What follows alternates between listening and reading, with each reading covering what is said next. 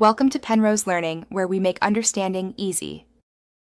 You start by confirming your Realme UI and Android build so you know which call recording path applies. Once done, open Settings and grant phone, microphone, and storage permissions to the phone app.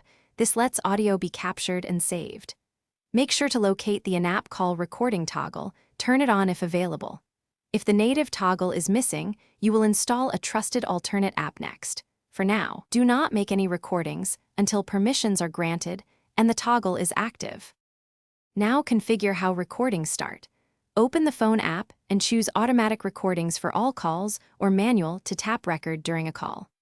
Once you pick a mode, test with a short call to check audio levels and file location. If Realme lacks built-in support, install a reputable recorder that supports Android 10 Plus and Realme UI. Make sure the app shows compatibility and request the same permissions. Also verify default storage is internal or SD card, depending on your preference.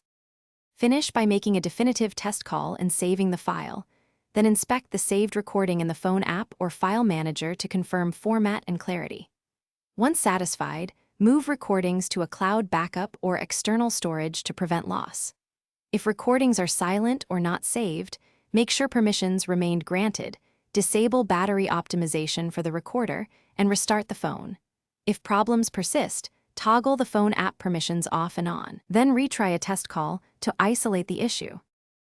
Thanks for watching. If this was helpful, leave a like and consider subscribing. See you next time.